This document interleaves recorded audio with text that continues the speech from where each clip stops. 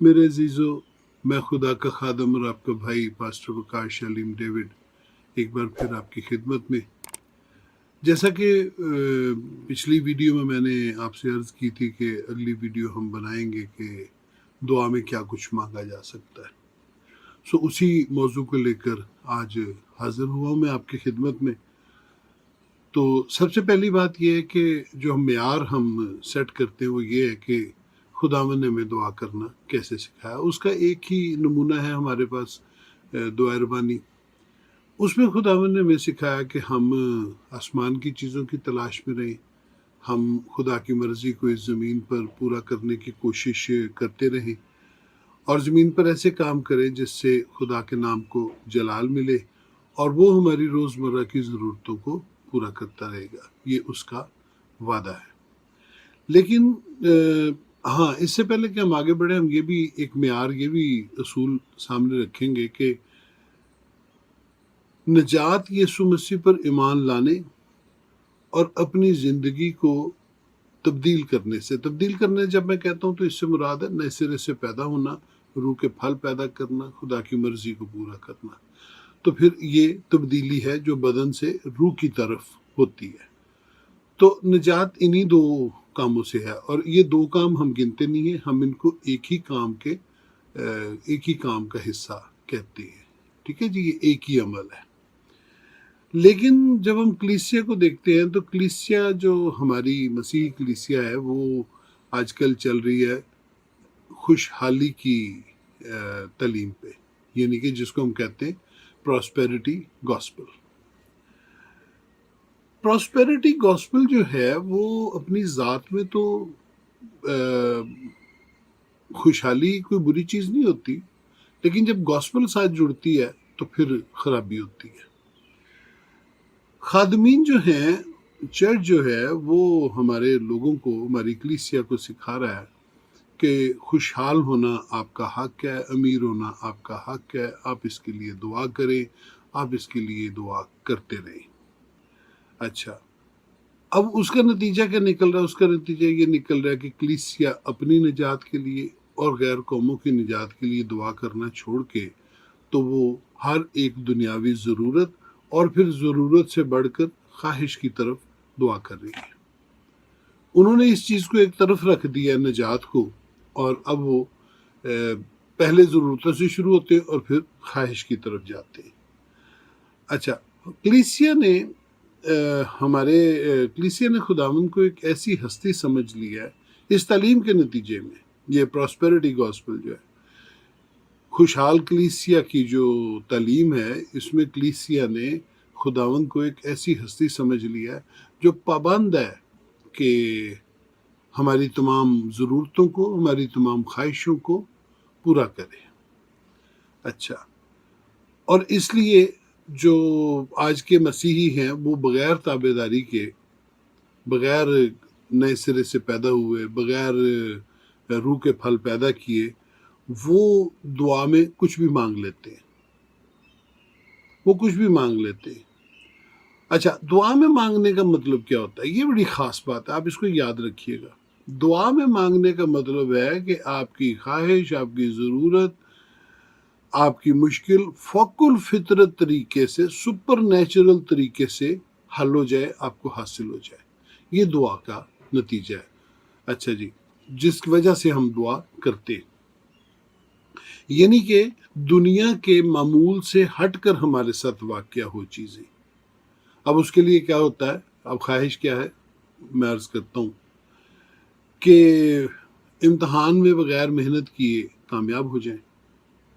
جب کامیاب ہو جائیں تو پھر ہمیں ایک کار مل جائے، پھر ہمیں ایک گھر مکان مل جائے، پھر ایک اچھا خاندان، پھر اچھی اولاد، پھر ان کے لیے گھر مکان، پھر ان کی اولاد بھی چاہیے. اور پھر یہی مسیحی اپنی اولاد، اپنی نسل کے لیے بینک بیلنس اور گھر مکان بناتے چلے جاتے ہیں، اور بنا پائیں یا نہ بنا پائیں وہ دعائیں یہی کرتے ہیں. ان کی ساری دعا کا محور ان کا اپنا خاندان، ان کی اپنی خواہشات ہوتی ہیں. جیسے خداوند نے کہا کہ قیدیوں کے لیے دعا کرو، آپ دیکھ لیجیے کتنے مسیحی ہیں جو قیدیوں کے لیے دعا کرتے ہیں. یا ان کے لیے جو ظلم اٹھاتے ہیں، کتنے لوگ ہیں؟ سو نتیجہ آپ دیکھ لیں. اچھا، ان سے پوچھا جائے کہ آپ ایسے کیسے کر سکتے ہیں، آپ ایسے کیسے مانگ سکتے ہیں، تو وہ کہتے ہیں کہ ہمارے چرچ نے، ہمارے پاسٹر صاحب نے ہمیں کہا کہ ہم فضل کے ماتحت ہیں، ہم کچھ بھی مانگ سکتے ہیں. اور یہ جو تعلیم ہے، یہ ہمیں بربادی کے راستے پہ لکھی جا رہی ہے.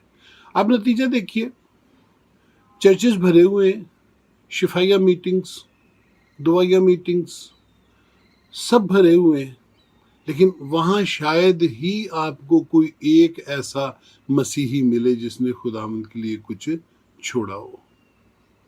وہ نہیں ملے گا آپ کو. ان کی ساری دعاؤں کا محور ان کی خواہشات ہیں. وہ تیل کی بوتلیں، پانی کی بوتلیں لے کے بھاگے پھر رہے ہیں. کس لیے؟ اپنی خواہشات کی تکمیل کے لیے. اسحاق کے بیٹا نہیں ہوا تھا، 20 برس اس نے ربکا کے لیے دعا کی، آخر بچہ ہوا، بابرکت بچہ ہوا. اب کوئی دعا نہیں کرتا، اب وہ دعا کرنے کے لیے بھاگے جا رہے ہیں. فضل نئے عہد نامہ کی برکت ہے، بخشش ہے، لیکن فضل جو ہے وہ خواہشات کے لیے نہیں ہے، وہ آپ کو آسمان پر لے جانے کے لیے ہے، خدا کے تخت کے سامنے پہنچانے کے لیے ہے، تابع داری میں آگے بڑھنے کے لیے ہے. یہ وہ سہولت ہے جو پرانے عہد نامے میں موجود نہیں تھی. یہ خداوند یسوع مسیح کے سبب سے ہمیں حاصل ہوئی، یہ کار کوٹھی کے لیے نہیں ہے. اچھا جی، پھر آگے کیا ہوتا ہے؟ ان ساری میٹنگز میں، چرچز میں، کروسیڈز میں، ساری دعاؤں کا محور ان کی خواہشات ہوتی ہیں. اور کلیسیا یہ دعا نہیں کر رہی ہوتی کہ ان کو بے ریا اور بے طرفدار محبت حاصل ہو جائے، یہ محبت کرنے کا فضل حاصل ہو جائے. یہ نہیں کر رہے ہوتے. تربیت پذیری حاصل ہو جائے، حلیمی حاصل ہو جائے، یہ نہیں دعا کر رہے ہوتے. یہ نہیں وہ حاصل کرنے کی کوشش کر رہے ہوتے، بلکہ کیونکہ وہ خواہشات مانگ رہے ہوتے ہیں، اس لیے ان کے اندر لالچ اور جھگڑا اور تفرقہ بڑھتا چلا جاتا ہے، جو ان کی کلیسیا سے نکل کے ان کے خاندانوں میں اور پھر ان کی زندگیوں میں داخل ہو جاتا ہے. اور اسی کی وجہ سے آپ دیکھیں کہ ہمارا چرچ تقسیم در تقسیم ہو رہا ہے. ہمارے لوگ کیا کرتے ہیں؟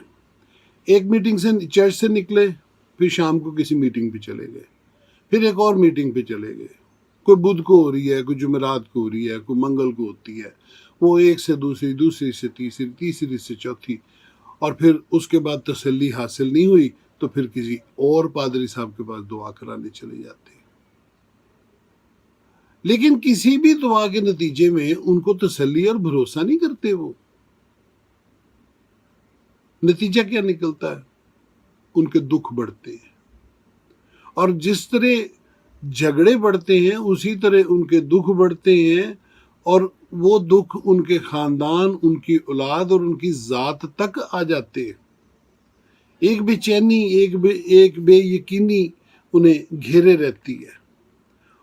وہ کیا کرتے ہیں؟ وہ اپنی محنت دن رات کرتے، اپنی جان کو گھلا دیتے ہیں وہ، لیکن ان کو اتنا بھی حاصل نہیں ہوتا جتنا ایک بے ایمان اپنی محنت سے حاصل کر لیتا ہے. اور وجہ ہے بھروسہ نہ کرنا. خوشحالی کا پیچھا کریں گے تو یہی کچھ ہوگا، اور اس کے لیے آپ انجیل استعمال کریں گے تو یہی کچھ ہوگا.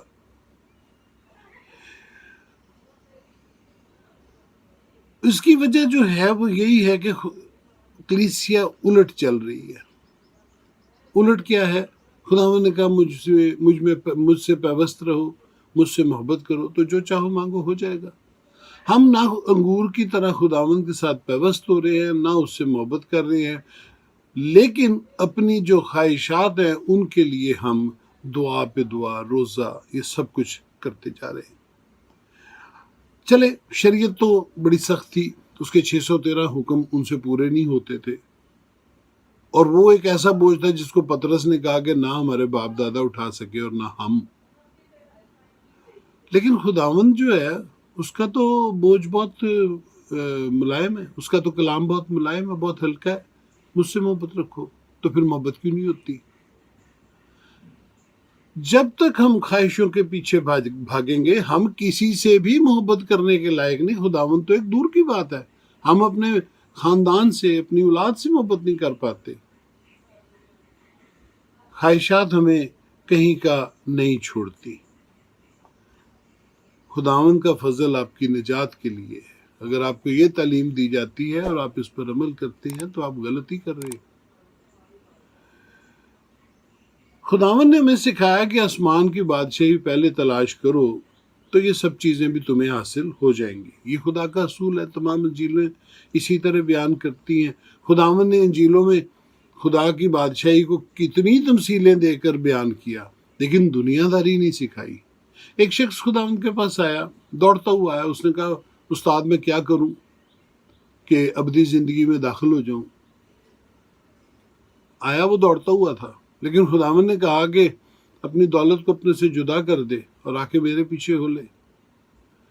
وہ نہیں آیا۔ نیا عہد نامہ بیان کرتا ہے کہ یہ واحد شخص ہے جس پر خداوند یسوع کو پیار آیا، لیکن وہ شخص کیا خدا کی بادشاہی میں گیا؟ نہیں گیا، کیونکہ وہ خدا اور دولت اس کے کٹھے وہ اس میں داخل ہونا چاہ رہا تھا، اور یہ نہیں ہو سکتا، اور نہایت غمزدہ ہو کر وہ واپس گیا۔ خداوند نے کیوں نہیں ایسا کیا؟ کیونکہ خداوند نجات دینے آیا ہے، چیزیں بانٹنے نہیں آیا، چیزیں بانٹنے نہیں آیا۔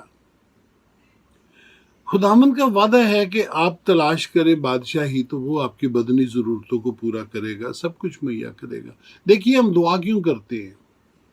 دعا اس لیے کرتے ہیں کہ ہماری ضرورتوں، ہماری مشکلات جو ہیں ان سے ہم فوق الفطرت طریقے سے نکل سکیں۔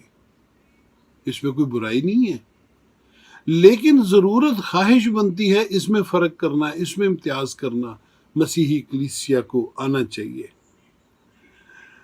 خداوند نے کہا پہلے بادشاہی تلاش کرو، اس کا مطلب ہے کہ خداوند یسوع آپ کی زندگی کا محور ہو اور آپ کی زندگی اس کے گرد گھومے۔